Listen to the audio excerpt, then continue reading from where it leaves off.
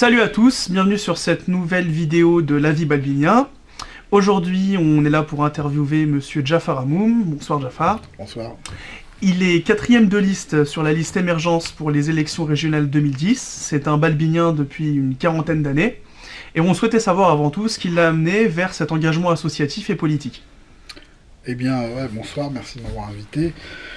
En fait, l'engagement au sein d'Émergence, c'est une démarche qui est avant tout personnelle, mais c'est le constat de l'impasse dans laquelle nous ont amené les partis politiques traditionnels.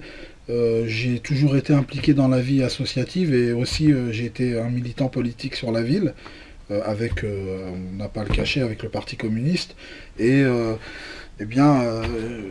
comme je vous le disais, c'est une impasse. Une impasse. Donc Émergence, c'est des forces citoyennes qui se sont réunies, des associations d'Île-de-France, pour proposer une nouvelle vague et une nouvelle manière de faire de la politique un peu moins traditionnelle que ce qu'on connaît, mais pas moins efficace et sérieuse.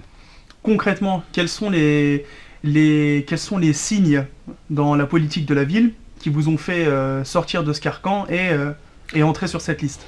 Tout simplement, tous les partis de tous bords sont dans les instances, ils décident de beaucoup de choses. Et nous, on constate que sur Bobigny, mais ailleurs, puisque c'est valable, ce qu'on dit, c'est valable sur tout le territoire national, que les politiques ne sont plus à l'écoute. On a beaucoup de professionnels de la politique, des carriéristes, et c'est pas le côté noble de la politique. En tout cas, c'est pas le rôle que la politique doit avoir dans une république comme la République française. Voilà. Que pensez-vous de la communication qui a été faite autour de ce thème de l'intercommunalité?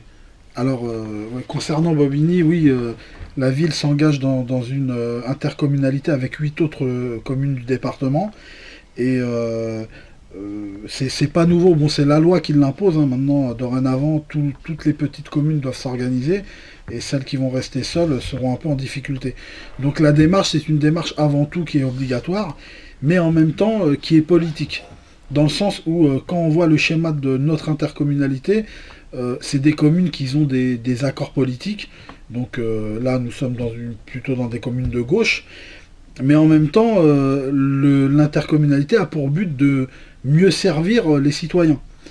Alors que là, on voit que c'est des arrangements entre forces politiques de divers partis. Les territoires géographiques sont un peu illogiques, mais bon, encore ça, disons que la nature, elle est bien faite, peut-être qu'il y a de bonnes raisons, mais en même temps, on sent quand même, puisque c'est valable dans toutes les régions, qu'on crée des intercos en fonction des rapports politiques. Donc le citoyen, il est mis de côté, et je pense que c'est un très mauvais signe. Je dis pas que ça va pas marcher, mais ça va être très compliqué, vu qu'on a affaire à des politiciens qui sont dans des rapports de pouvoir, donc je crois que le citoyen, il va être oublié.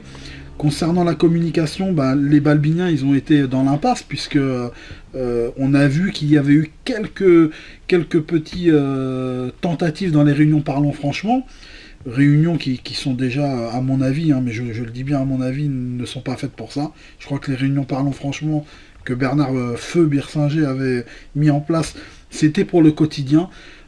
L'intercommunalité, c'est un gros dossier, ça vaut le coup de faire des réunions que pour ça et de bien en informer les gens. Au jour d'aujourd'hui, les Balbiniens, ils savent qu'il y a une intercom, ils savent ni les conséquences sur leur quotidien et ni les avantages, parce qu'il y en aura sûrement.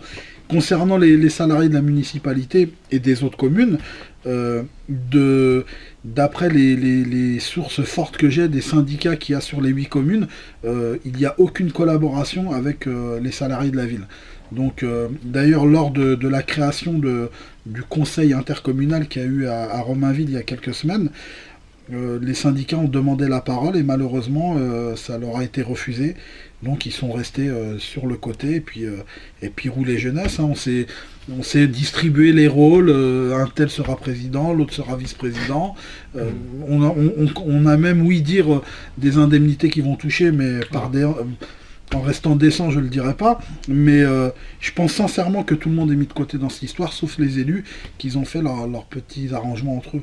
Voilà. D'accord. Et sur la problématique des logements, est-ce que vous avez, vu que c'est votre sujet de prédilection, notamment dans le milieu associatif Alors, pendant un oui, long effectivement, moment. moi personnellement, je suis assez inquiet. Je vais vous donner un exemple pour bien étayer mes propos, mais lorsqu'on voit que dans l'intercommunalité, le président, c'est l'actuel maire de Pantin, qui est le plus grand expulseur du département, vu qu'il est président de l'ODHLM, et lui-même, en tant que maire de Pantin, expulse des familles. On a eu des familles africaines qui, dans le quartier du fort d'Aubervilliers, ont été mis dehors et ont logé dans des tentes. Je suis inquiet, je n'arrive pas à comprendre, mais peut-être c'est dû qu'à moi, à ma faible intelligence, je n'arrive pas à comprendre comment on va réussir à régler des problèmes aussi forts politiquement avec des alliances de territoire. C'est-à-dire, on se dit, on se met tous ensemble pour régler des choses, mais on n'a jamais réussi à les régler en étant séparés. En étant indépendant, c'est-à-dire politiquement, vous avez, on va être très concret, on a un maire de Pantin qui est socialiste, qui expulse les gens, on a le maire de Bobigny qui est contre les expulsions, et à l'échelle du département, on lutte contre les expulsions, et là on va se retrouver tous ensemble avec des expulseurs et des gens qui n'expulsent pas. Mais en même temps, le parc de logement, qu'il soit récupéré par l'intercommunalité ou pas, ça va causer un problème. Donc il y a des incohérences politiques que je n'arrive pas à saisir. Donc, et on ne nous l'explique pas. Alors, je ne dis pas qu'ils sont sur la mauvaise voie. J'en reviens à ce que je disais. Pas de communication, on ne sait pas, on ne répond pas à nos questions en tant que citoyen. Peut-être que j'ai faux sur toute la ligne. Mais aujourd'hui, toutes ces questions-là, on a créé un bébé avant de lui acheter ses couches et à manger. Voilà. En gros, c'est... D'accord.